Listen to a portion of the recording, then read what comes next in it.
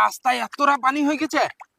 Thank you ভাই, তুমি আমার এত বড় হেল্প করছো, না হলে আমি অন্ধ মানুষ, আমি কি বাড়ি পৌঁছাইতে পারতাম না। অন্ধ? হ্যাঁ ভাই, আমি অন্ধ। কি